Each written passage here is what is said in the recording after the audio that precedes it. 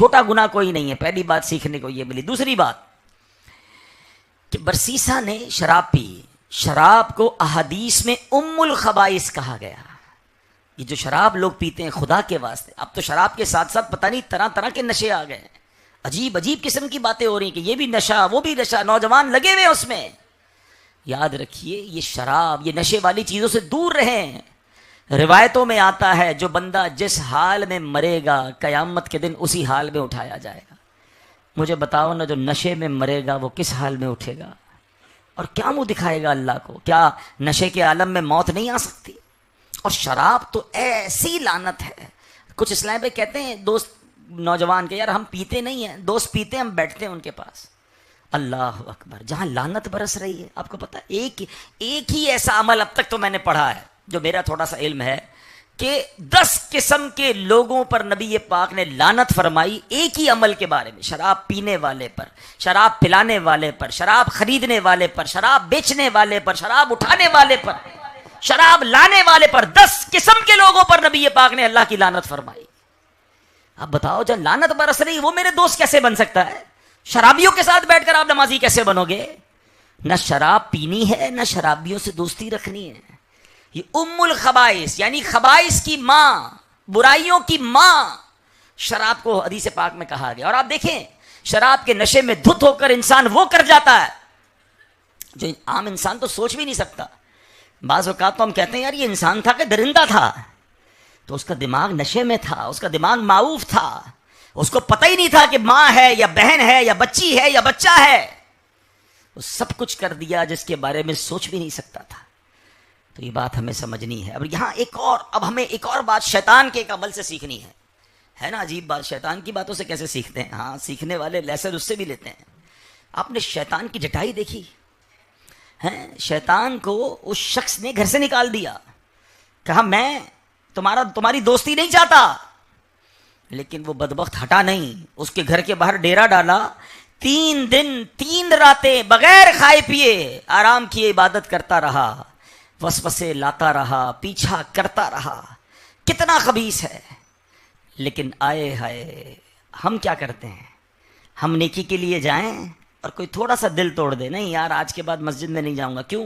بہت گرمی ہوتی ہے مسجد میں. دعوت اسلامی کے اجتماع میں نہیں جاؤں گا، وضو خانے پہ رش بہت ہوتا ہے. یار میں فلاں جگہ گیا، مجھے دھکا مار دیا اسلامی بھائی نے، آئندہ اجتماع میں نہیں جاؤں گا. کمال یہ ہے کہ ایک بات پر آپ نے نیکی کرنا چھوڑ دی. اچھا بعض اوقات تو لوگ مذہبی لوگوں سے ناراض، ایک کسی داڑھی والے نے، ایک کسی مذہبی حلیے والے نے غلط بات کر دی، فراڈ کر دیا، کوئی گناہ کا کام کر دیا. یار سارے مذہبی لوگ ایسے ہوتے ہیں، سارے مولوی ایسے ہوتے ہیں.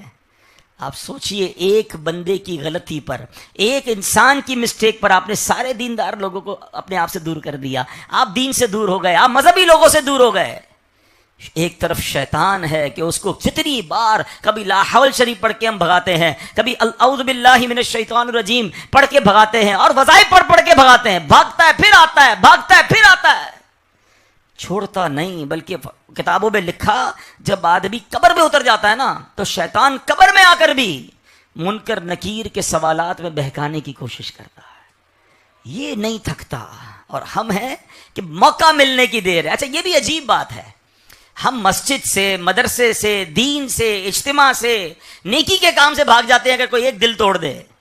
آپ جس مارکیٹ میں کام کرتے ہیں، کوئی دکاندار بیٹھے ہوں گے یہاں پر ہیں، آپ کسی مارکیٹ میں دکاندار کام کرتے ہوں اور آپ کو کوئی برابر کا دکاندار یا مارکیٹ میں جاتے جاتے کوئی شخص بری بات کہہ دے، آپ کا دل توڑ دے، آپ کو دھکا دے دے، ہیں آپ کے ساتھ زیادتی کرے، تو کبھی ایسا کرتے ہیں کہ کل سے نہیں جاؤں گا دکان پہ، دکان بند؟ نہیں یار میرا دل توڑ دیا، مجھے مزہ نہیں آ رہا، مارکیٹ والے میری عزت نہیں کرتے، میں اپنا کاروبار نہیں کروں گا.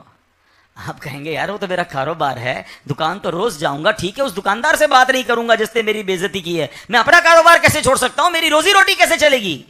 ویسے ہے بات کمال کی، کاروبار میں آپ ایسا نہیں کرتے، نوکری میں بھی ایسا نہیں کرتے کہ آپ کسی جگہ نوکری کر رہے ہوں اور ساتھ کام کرنے والا، جاب کرنے والا آپ کا دل توڑ دے، آپ کے کل سے جاب پہ نہیں جاؤں گا. ارے بھائی میں جاب پہ تو جاؤں گا نا، میرا ہر مہینے تنخواہ لینی ہے. جو ساتھ والا بندہ ہے میں اس سے تھوڑا احتیاط کروں گا. نہ نوکری چھوڑتے ہیں نہ کاروبار چھوڑتے ہیں. مسجد میں جناب صحیح طریقے سے کوئی پیش نہ آئے تو مسجد چھوڑ دیتے ہیں. اجتماع میں اگر کوئی بے آرامی ہو جائے تو اجتماع چھوڑ دیتے ہیں. قافلے میں جائیں تو قافلے میں جناب مزہ نہیں آیا تو قافلہ چھوڑ دیتے ہیں. کمال دیکھیں शैतान कैसा कामयाब है कि सबसे पहले हमसे कोई नेकी काम छुड़वाता है तो वो नेकी का काम होता है। कुछ लोग कहते हैं यार मस्जिद बनानी थी, सोचा था कोई बड़ा नेकी का काम करूंगा, मगर साथ ही कोई नहीं देता, आज के बाद में वो काम नहीं करूंगा। कितना जल्दी नेकी से हम विड्रॉ हो जाते हैं, हालांकि वो मरदूद हमारा ईमान छीनने के लिए, हमें गुनाहों में मुब्तला करने के लिए वो नहीं थक रहा। तो काश हमारा भी ये जहन बन जाए कि बेशक कोई इज्जत दे ना दे, बेशक कोई साथ दे ना दे,